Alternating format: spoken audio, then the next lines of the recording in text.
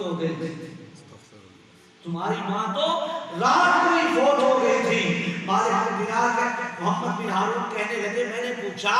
کہ پھر مجھے کیوں نہیں بتایا؟ تو وہ کہنے لگی کہ میں نے اس لیے نہیں بتایا کیونکہ تمہاری والدہ نے کہا تھا اسے میرے جنازے میں نہ آنے دینا، اسے میرا منہ بھی نہ تکنے دینا، میرا منہ بھی اسے نہ دیکھنے دینا۔ محمد بن ہارون کہتے ہیں یہ وجہ ہے جس سے 24 سال گزر گئے، اللہ پاک میرا حج قبول نہیں کر رہا، اللہ پاک میرا حج قبول نہیں کر رہا۔ مالک بن دینار فرماتے ہیں میں غصے میں کھڑا ہو گیا اور میں نے کہا اے بدبخت شخص، تمہارا حشر یہی ہونا چاہیے، تم جتنی عبادتیں کرتے رہو تمہاری کوئی عبادت قبول نہیں ہوگی، تمہاری کوئی عبادت قبول نہیں ہوگی۔ وہ کہنے لگا، محمد بن ہارون کہنے لگے اے مالک بن دینار میرے لیے دعا کر دیں، اللہ پاک مجھے بخش دے، اللہ پاک میری بخشش کر دے اور میرا حج قبول کر دے۔ آپ فرماتے ہیں کہ میں نے اسے بےعزت کر کے اس پہ غصہ کر کے میں واپس آ گیا، غصہ کر کے میں واپس آ گیا۔ فرمایا میں رات کو سویا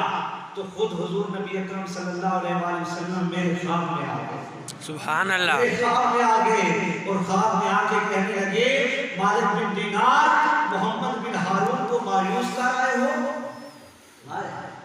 محمد بن ہارون کو مایوس کر رہے ہو۔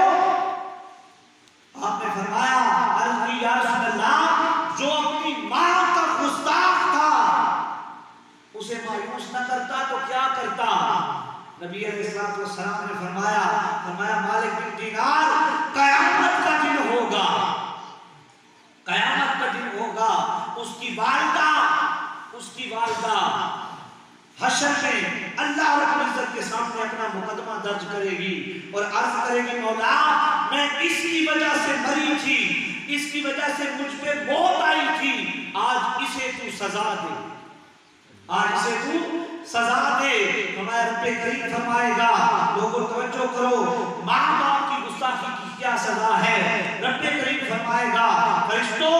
اس کی ساری حجیں، اس کی ساری نمازیں، روزے، ہر عبادت کو اٹھا کے جہنم میں پھینک دو، استغفر اللہ، جہنم میں پھینک دو، مجھے اس کی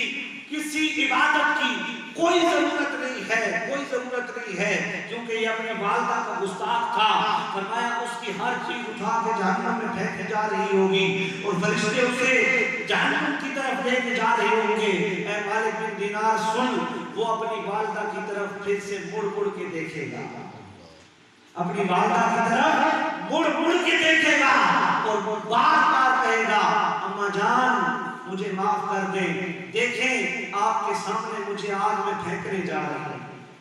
مجھے آگ میں پھینکنے جا رہے ہیں۔ مالک بن دینار حضور نے فرمایا جب وہ جہنم کے کنارے پہ پہنچے گا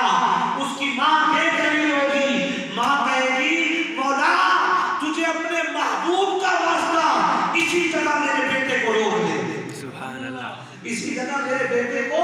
روک دے۔ اللہ تعالیٰ فرشتوں کو حکم دے گا فرشتوں رک جاؤ، وہ رک جائے گا، وہ ماں کہے گی، محمد بن دینار کی ماں کہے گی اے مولا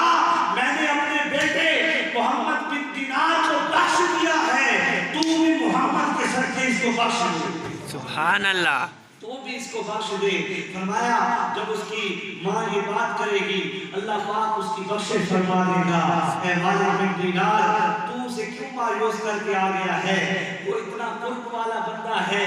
جب سے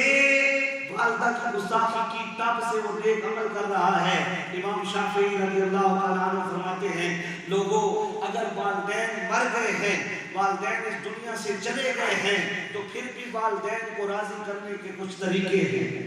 ان میں سے ایک طریقہ یہ ہے کہ جب والدین اس دنیا سے چلے جائیں تو پھر ان کے پیچھے نیک عمل کرتے رہو، نیک عمل کرتے رہو گے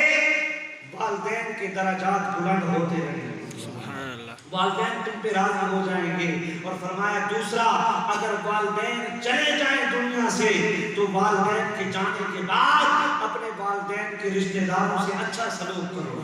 اچھا سلوک کرو، تم ان سے اچھا سلوک کرتے رہو گے اللہ پاک تمہیں اپنے والدین کی رضا عطا کر دے گا، اللہ پاک تمہیں اپنے والدین کی رضا عطا کر دے گا۔ دوستان محترم، یہی پیغام ہے منہاج القرآن کا، یہی پیغام ہے تحریک منہاج القرآن اور بانی منہاج القرآن استاد مکرم شیخ الاسلام پروفیسر ڈاکٹر محمد طاہر القادری مدثر اللہ علیہ کا کہ لوگوں اپنے والدین کی قدر کرو، اپنے رشتہ داروں کی قدر کرو، اپنے والدین سے جڑ جاؤ، اپنے والدین کی خاطر اپنے رشتہ داروں سے جڑے رہو، تعلقات کو جوڑے رکھو، نفرتوں کو ختم کر ڈالو، محبتوں کا درس ایک دوسرے کو دو، ایک دوسرے سے دشمنیاں ختم کر ڈالو، دشمنیاں ختم کر کے ایک محمد کے جھنڈے کے نیچے جمع ہو جاؤ، ایک محمد کے جھنڈے کے نیچے جمع ہو جاؤ۔ اور آج محمد مصطفیٰ صلی اللہ علیہ وسلم کی اتباع اور پیروی کو اپنا شیوا بنا لو۔ وہ کسی نے کیا خوب کہا تھا کہ آج لے ان کی پناہ، آج مدد مانگو ان سے، سبحان اللہ، آج لے ان کی پناہ، آج مدد مانگ ان سے کہ کل نہ مانیں گے، قیامت میں گردن مان گیا، سبحان اللہ، کل نہیں مانیں گے۔ دوستان محترم، حضور کے اخلاق ہی ہماری زندگی ہے، حضور کی تعلیمات ہی ہماری زندگی ہے۔ قرآن ہمیں یہ سبق دیتا ہے اور ہم پہ فرض کر دیا ہے کہ والدین کی کس طرح قدر کرنی چاہیے۔ علم والوں سے جڑو گے تو علم والے تمہیں قدر کرنا سکھا دیں گے، علم والوں سے جڑو گے تو علم والے تمہیں قدر کرنا سکھا دیں گے۔ اور اللہ رب العزت کا کرم ہے منہاج القرآن پر کہ 1400 سال کی تاریخ میں اتنا علم کسی نے جمع نہیں کیا جتنا علم اللہ رب العزت نے منہاج القرآن کو جمع کر کے دیا۔ بس کوشش کریں، علم والوں سے جڑ جائیں، والدین سے جڑ جائیں، رشتہ داروں سے جڑ جائیں، دوستوں سے جڑ جائیں، بھائیوں سے جڑ جائیں، ایک دوسرے سے تعلقات برقرار رکھ لیں، نفرتیں ختم کر دیں،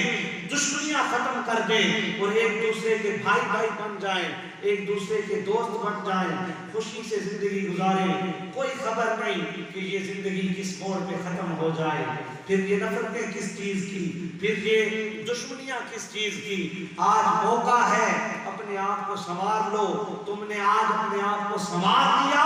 کل قبر میں محمد تمہاری شفاعت کریں گے، حشر میں بھی محمد تمہاری شفاعت کریں گے۔ اللہ رب العزت سے دعا ہے کہ رب کریم اپنے محبوب علیہ السلام کے